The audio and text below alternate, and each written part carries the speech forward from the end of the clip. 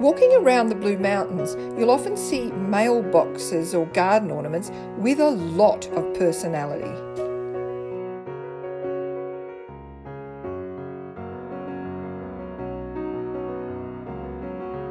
And by personality, I mean they're unique, quirky, often humorous, sometimes mysterious. They stand out in an interesting and distinctive way.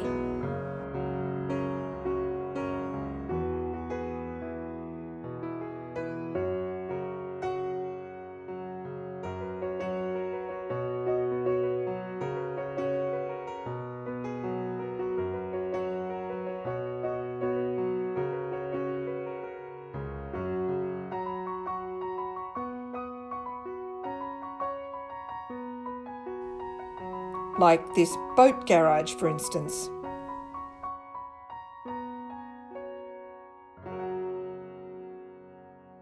Or this sad little lost elephant. Personality is an interesting thing because it's something I have to create for my books. The more personality a character or a setting has, the more effective the narrative is. I need to get people hooked, I need to keep them interested, and one way of doing that is to really inject personality into what I'm writing. Sometimes I wish that my characters had even half the personality of the white cockatoos I see around the mountains all the time. They're so smart, they're so cheeky, you can't help watching them.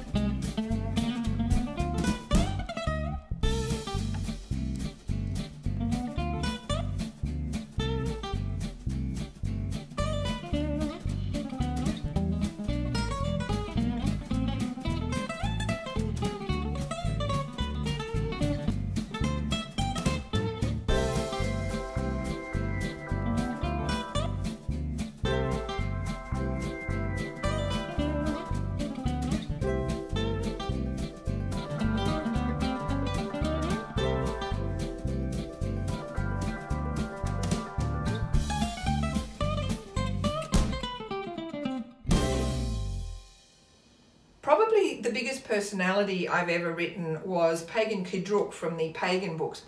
His internal monologue was really scrappy and sarcastic and jaded, and he had a tendency to use really weird swear words, and he also had a tendency to describe people he hated in a very funny way. Rockhead's face is like a map of the Battle of Antioch. Every scar tells a story. Some look like gorges, some like patches of shiny white silk, some like piss holes in the sand. His left cheek looks like a cornfield all ploughed up into neat furrows. Every hole is clearly visible from a distance of 30 paces. Welf is built like a road fort, wrists as thick as your average pilgrim, skin the colour of a smoked eel, practically bald under his helmet and missing 2 fingers and half an ear. Rather slow on the uptake, but a man to inspire confidence. Pagan was such a strong personality that he actually filled my head for 3 whole books. Even in the 4th book, when he wasn't the main character was 16 and Pagan was an adult by then, but he just dominated the story because he was such a strong, stroppy little guy.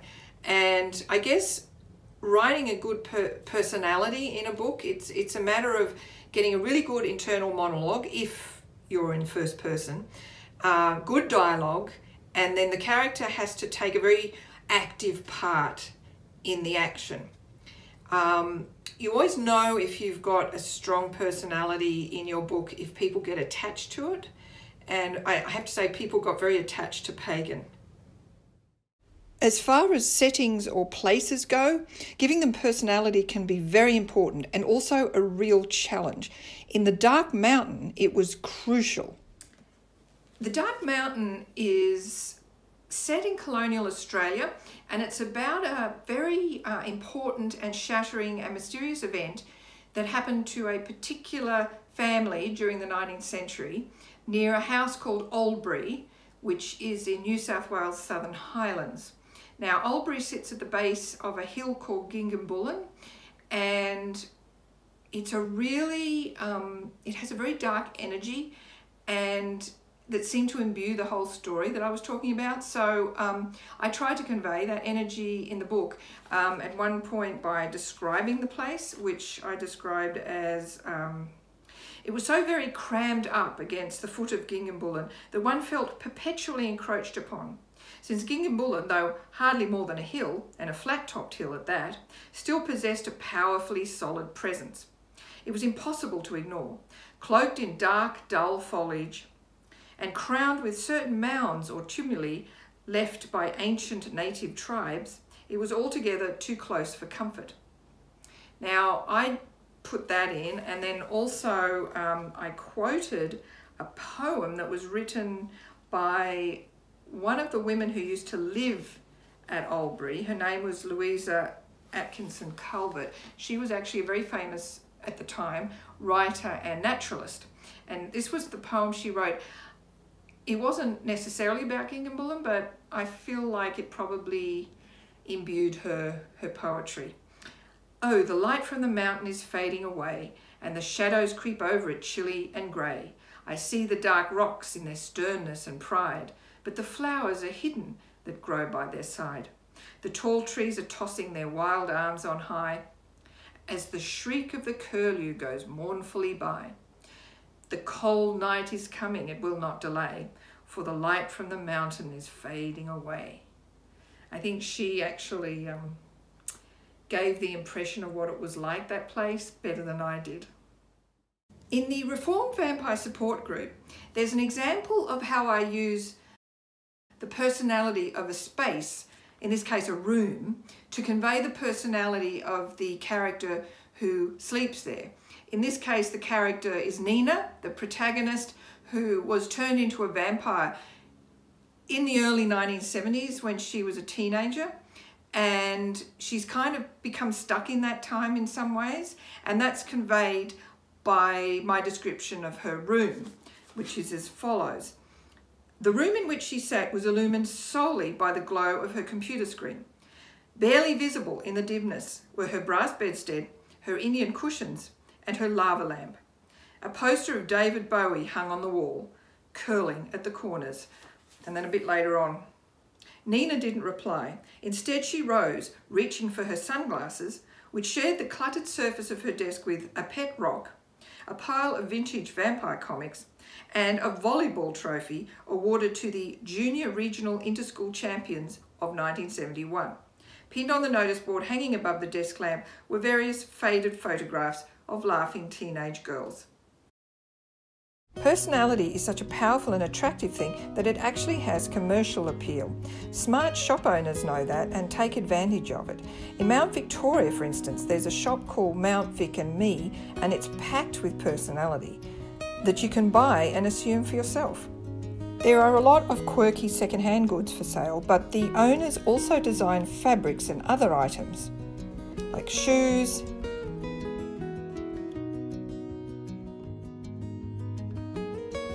and cushions,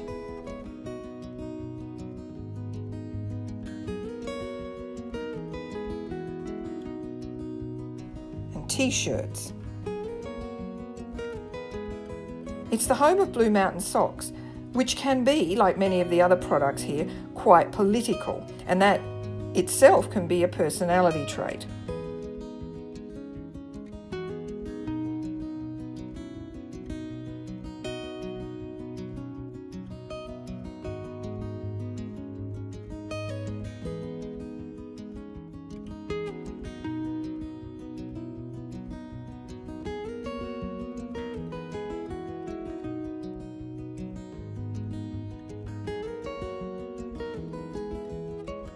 I'm particularly impressed by their range of cards and how funny some of them are.